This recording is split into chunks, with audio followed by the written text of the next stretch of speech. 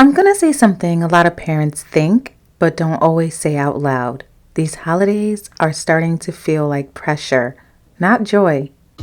Welcome to Black Girl Infinite Allure, the podcast where we embark on a journey to a beautiful life together. I'm JaeMarie, and as a Black woman navigating the complexities of lifestyle, relationships, and finances, I'm here to share insights, stories, and inspiration. Let's explore, grow, and thrive together. Enjoy the show.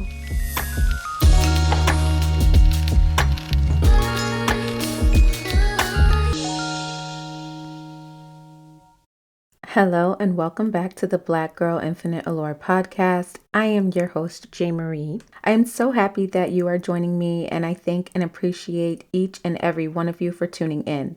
I hope you're enjoying the podcast. If our episodes have inspired you or added value to your life, I have a small favor to ask.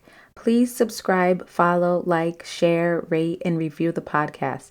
Your support is crucial in helping us grow and spread the word. If Black Girl Infinite Allure has made a positive impact on you, the best way to give back is through word of mouth. Sharing our podcast with others not only helps us reach a wider audience, but also helps others discover the content that you've found meaningful. Remember, rating and reviewing our podcast makes a big difference too, as it helps others find us more easily. Thank you so much for your continued support and for being a part of this journey. Hello, hello, hello. Welcome back, everybody. I hope everyone has had a wonderful week this past week. As for me, it's been pretty good, I must say. It's been a very busy week. I've been feeling pretty good, pretty productive on the things that I'm getting done and the steps that I'm making toward my goals. My energy has been pretty good, positive, and like nothing's messing with me. I've been just staying so busy. I just don't have time for anything. And we are coming up off the heels of Easter weekend, which was last week. For me, Easter was like any other day. It's another one of those holidays that we're going to get into more of this episode.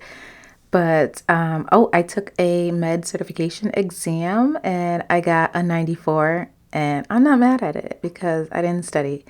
I'm not like a studier. I just kind of see what I can remember. And then when I go over like asking myself questions or whatever, if there's something I feel like I need to study, quotes around that, then I'll just like repeat it to myself more than once. And that's my studying. So, and I didn't go back on any of the questions, and I had some that I was going to go back on, but I was like, okay, so there's this many. If I were to get them all wrong, I would get this percentage, but what's the chances of me getting them all wrong? I was like, nah, I'm good. So I got 94.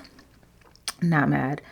I'm still working out. I still got a long road on this new diet, but I have been reading labels at the grocery store now, which I'm so excited because I don't even go into the grocery store. I usually order my groceries because I'm so busy, but now I'm just like, I have to physically go in there and see what they got. And a lot of the stores now that I typically go to don't have like the stuff that I'm kind of looking for to switch over to. So it's going to be difficult. I need to probably have to go to Trader Joe's and Whole Foods more, and they don't have any that close to me, so I'm not going to be able to get them delivered, which is going to suck. But when I am looking at labels and things like that, anything I don't understand is a no in my book. So I did get the Fig app too, which you can scan stuff and then like based off of like your dietary needs, a Mediterranean diet, gluten-free diet,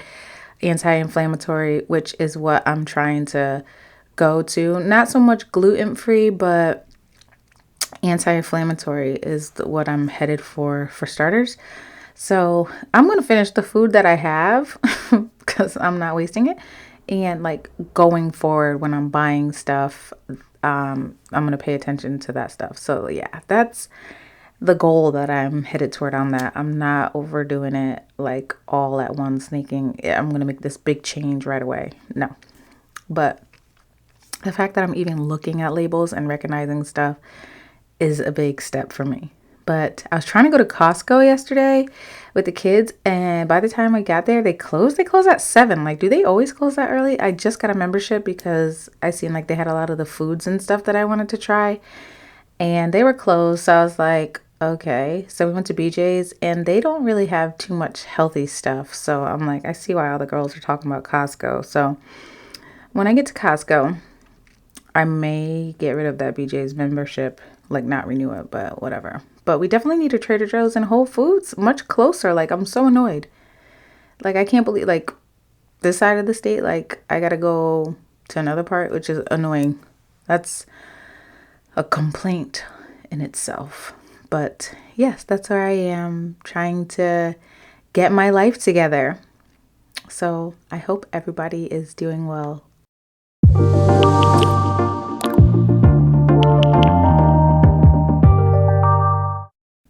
All right, so let's get started. And I'm gonna just say, fuck these holidays, okay? Because there's so many. Every time I turn around, it's a different one. Like, it's just, I feel like it's a money grab. Like, I don't even want to celebrate this stuff anymore. I'm over it. So I started questioning these holidays and the thoughts behind them, the meaning behind them, and let's talk about Easter specifically. Okay, so I don't even identify as a Christian. I grew up as a Christian. I'm not a Christian anymore. I am spiritual. So I don't follow any religion. I still believe, a lot of certain things. And I just, I feel like these holidays, it's just like, and then the money is just, they all care about money, right? And it's their way to increase the consumerism. Like, every year Christmas is bumped up. Like, come Halloween, they already got the Christmas stuff out, and it's like the way they push it out, like, it's just, when you're looking at it, it's so obvious now. I want my kids to be to the point where when these holidays come up, they're not expecting a gift. Like, why do you need a gift for Easter? Why do we have to spend all this money for what? And then for a long time, there was, when the kids were little, I used to have, because I didn't give them too much candy. They would have candy like on that day a little bit, and then they would have a whole bunch left over. Like, I would have a cabinet full of candy from every single holiday from that year, because it was just so much candy, and they would never finish it, and we're buying all this stuff. Like, this past Easter, I was so glad that the kids, it was their weekend with their dad. And I'm like, do I still have to buy them baskets? I'm like, and I don't want to do it, but then I'm like, I'll feel bad. And I'm so glad that they were there at his house, because they had like a Easter gathering at the house, and they had an Easter egg hunt and all this stuff. And it was just me and my 16-year-old. He don't care about no damn Easter. I was like, I mean, if anything, we could bake a treat or whatever. Like, I just want it to be more so about just a time. Like, if you have it off and nobody else is doing anything, just a time to be with your family. That's it. Just hang out, maybe bake stuff together. You don't need treats. You don't need gifts. You don't need all this stuff. So I can't say that there was anything that didn't feel good this time around, because the two younger ones weren't here, so they still had a good time out. But when you think about it, the money, the pressure, the expectation, and everybody's like, "Oh, how was your Easter?" And just saying good is not enough. Now they want to be like, "Oh, did you spend time with your family? What did you do?" It's just another day, and I don't, I don't even want to feel the need to explain that. I just say it was another day. Great. I don't care how yours was either, because I just don't. And you're not going to see me on social media saying Happy Easter. Like, it's cool if you celebrate that and you go all out and you have fun. That's cool. I'm not knocking nobody. But for me, I'm over it. I'm over the spending money. I got enough stuff to figure out. Like, why would I have to spend extra money on something that's not even a big deal to me? And let's talk about the money. Holidays, like, and what they cost. Let's just think about it. So for Easter, we got the baskets, we got the candy, we got the clothes. Everybody want an Easter dress. I used to only go to church on Easter Sunday after years and years of going to church. It used to just be a thing. Like, you got to get dressed up and go. So now you got to get the outfits. And then when you have an Easter gathering, you got extra food, events, activities, like all this for one day. Let's compare it to some bills. Like, how much are we saving? Like, we're spending money that we could just put towards some bills that we might be stressed out about, or saving goals, things that actually matter long term. Like, what is the reason? I just have to say that soft life is not going broke for temporary moments, period. Like, if you don't want to celebrate this or any other holiday that you feel this way about, just don't. And you don't have to explain it to nobody. When they say, oh, why didn't you do nothing for Easter? Oh, you didn't do nothing for the kids. We were together. We were good. We were safe. We're healthy. The bills are paid. That's it.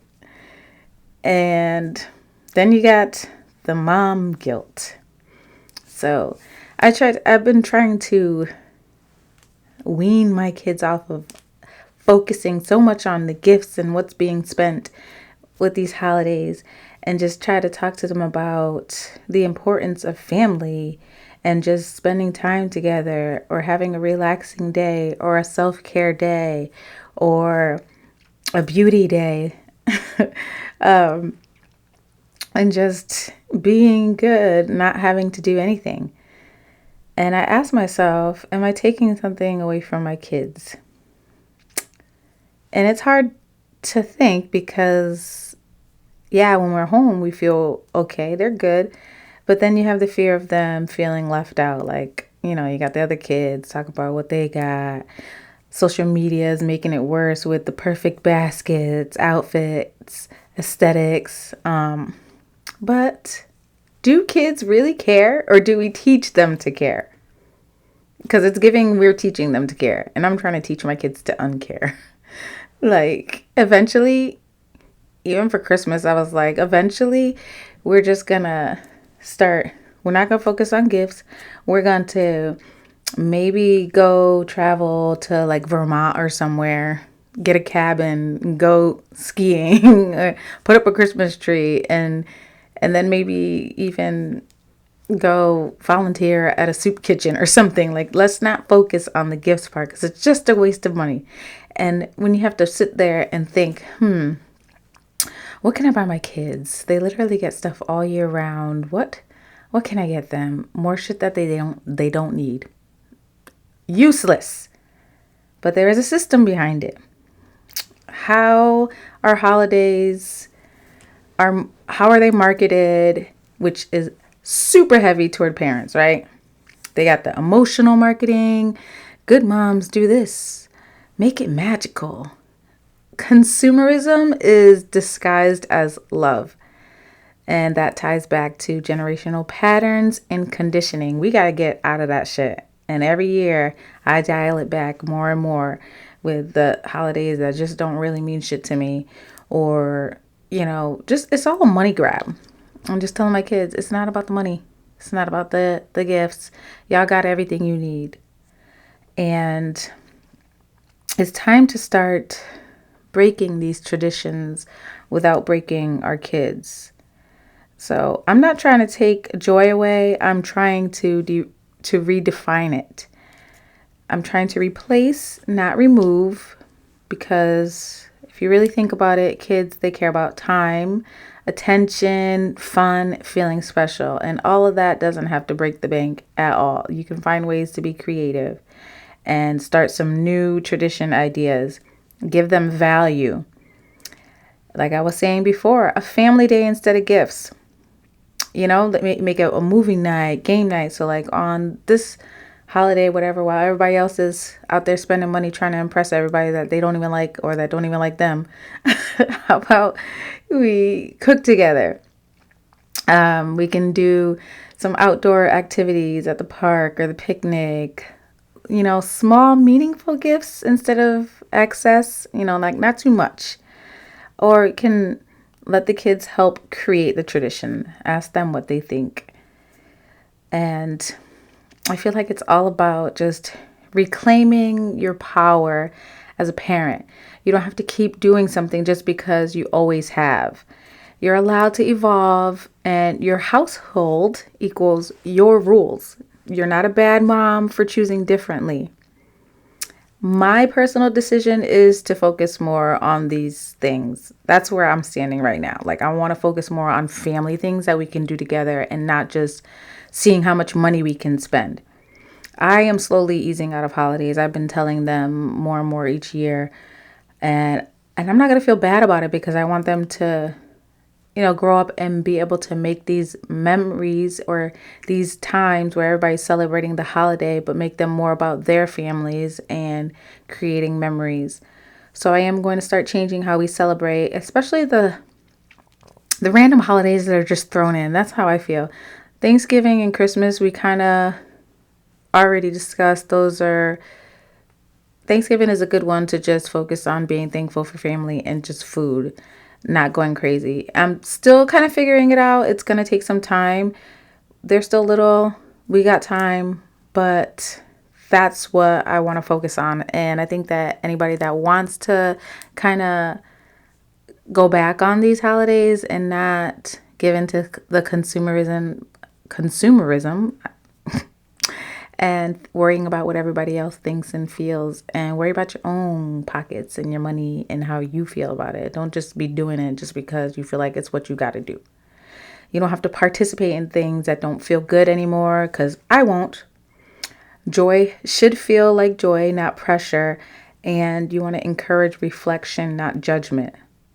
So be honest. Do you actually enjoy holidays, or do you feel obligated to show up for them? Think about it. That's my TED Talk, y'all.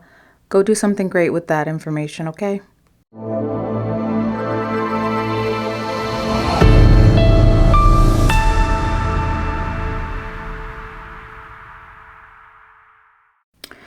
You know that sound? It's time for some trending tea. I don't have tea with me right now, but I do have some coffee with some mushroom stuff in it. I don't know. But let's get into trending tea, because everything I just talked about, it's not just me. It's literally what's happening everywhere right now. For one, these Coachella prices are getting out of control. Okay? So this what's going on. Here's the tea. General admission originally started around $549 to like $649. VIP over like $1,100, right? Resale tickets are now hitting $4,000 to $5,000 for one weekend. The demand is high. It's so high that even housing and Airbnbs are being upcharged heavily. I seen a picture today. They're like in the tens of thousands and up for these areas around there. I'm like, what? Who's paying that? But viral hype, like Justin Bieber performing, pushed prices even higher. I seen a clip last night of him like he had like a laptop, like a MacBook, and he's on stage and he's replaying like old videos and stuff of himself as when he was younger. It was kind of touching and cool, but like these prices, like, whoa, because I remember I was thinking last year, like I might want to try to go to Coachella one year, and that's never going to happen now with them prices. But since when did concerts become luxury experiences? Like, please let me know. People are literally financing experiences instead of living within means. The pressure to be outside and post it is really about, it's not about music anymore. Is it about music or status? Like, because I'm trying to figure this out. But this is like the adult version of the holiday pressure. Same system, just a different audience. So in finance, we have something going on called No Buy 2026. It's blowing up. So what's happening is millions are cutting non-essential spending to save money and reset habits.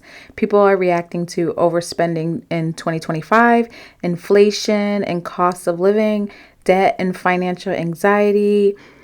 The focus areas are that people are cutting is dining out, about 67%, online shopping, 51%, subscriptions 34%, entertainment 32%, and the goal is to save money, pay off debt, stop impulse spending. I need a detox from spending, so I need to do this. But a strict no buy can backfire if it's too extreme.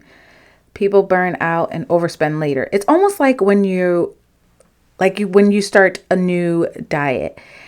For me, when I'm on a diet, I don't really want it to be a diet. I want it to be a new lifestyle, looking at what I'm eating, being more cognizant, trying different things, and maybe having like a cheat day every once in a while when I do want something that I love. I'm not going to stop the stuff that I really love because I want to have everything is okay, and not everything, but most things are okay in moderation. But when you do go on a strict diet, you tend to really crave the thing that you want, and then it doesn't last because you end up, then you finally get that thing because you can't wait anymore because you've literally cut yourself off from it, and then you splurge on it, and then I'll go eat a whole pizza or something crazy. So that's the same thing. People get burnt out and they overspend later. So you got to kind of wean yourself off. That's what I got to do. But people are tired of being broke behind vibes. Going from overconsumption is definitely a better way for intentional living. I don't know. I don't know if nobody is discipline or survival mode. I think it's a little bit of both because we are trying to survive. Like, it's so hard to survive today. But yeah, we got to I know I need to work on our healing our spending habits, and not punishing ourselves financially, but kind of finding a way out. But this is why the trends exist, because of the way that we're living. It sucks, and I hate it here. But in politics, let's talk about that. Student loan repayment pressure. So what's happening right now? The SAVE repayment plan has officially been ended. Over 7 million borrowers now have to switch plans, and if they don't choose, they get pushed into standard plans with higher payments, which is crazy. I'm so tired of this student loan shit. Stressing me out. So there's a new plan called RAP, RAP, that's coming. It could mean higher monthly payments for many people. About 1 in 4 borrowers are already behind on payments. The government is also shifting defaulted loans to Treasury, which could make things more confusing for borrowers. Great. People are already struggling, and now payments are about to go up. Not only starting, but they're going up. The system feels like borrow equals struggle, and then you get less help. The financial pressure is not imaginary. This is why people are rethinking spending everywhere else. Everything is going crazy. Like, how are we supposed to keep up with holidays, trends, and experiences when real bills look like this? The system is so broken, it's not even funny. So, for bonus, as we all know, the stuff going on with Iran and this Trump controversy. So, let's just see what's going on. There's rising global tension involving Iran. It's affecting inflation, oil prices, overall economic anxiety, of course. There's also controversy around Donald Trump posting this snub video of a woman getting killed, hammered to death by a Haitian immigrant. I don't know what he's trying to prove. That something about immigrants, I'm sure. But this was very inappropriate to post this video. I believe nobody's going to ever want to see their family member or anyone like that. He's just terrible. That's so disrespectful. But it has sparked backlash and concern about leadership, behavior, and messaging. It's still developing. There are details that are varying depending on the source. But we are living in a time where global issues are affecting everyday life. We're having war conversations, higher prices, more pressure on regular people. Leadership, media, and what we're being exposed to online is just out of control. And the emotional exhaustion from everything happening at once is so much. It's too much. But that's why more and more people are starting to question everything, including how we spend, what we celebrate, and what actually matters. We gotta just really stay grounded and just make sure that we're taking care of ourselves and each other, really. Last but not least, our gem, Allure advice. You don't have to keep participating in something just because it's familiar or expected. If it's draining you financially, emotionally, or mentally, it's okay to pause, reassess, and do things differently. Your kids don't need perfection or pressure filled traditions. They need your presence, your peace, and your intention. So create moments that feel good to you and trust that the love behind them will always be enough. All right? So, what's up next? Next week, we're talking about stress, the silent force behind so many mental, emotional, and physical issues, and why it's not something you can afford to ignore. Stay well, be good, and take care of yourselves. If you've enjoyed this podcast, please take a moment to like, share, and leave a review. It greatly supports our growth. I'm dedicated to expanding our community of like-minded individuals who pursue boundless beauty in every aspect of life. Take care, and let's keep reaching for infinite allure together. Until next time.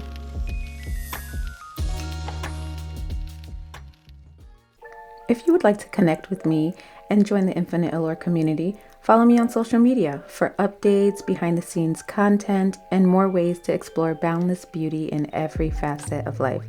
There, I will be updating you all with my blog and podcast information and also giving you your doses of affirmations and self-care tips. You can check me out at my website at myinfiniteallure.com or add me on Instagram and Facebook, both at Black Girl Infinite Allure Podcast, or follow me on TikTok at Black Girl Infinite Allure. Say hey or tell me your thoughts of the latest episode. For inquiries, collaborations, or to share your thoughts, email me at contact@myinfiniteallure.com.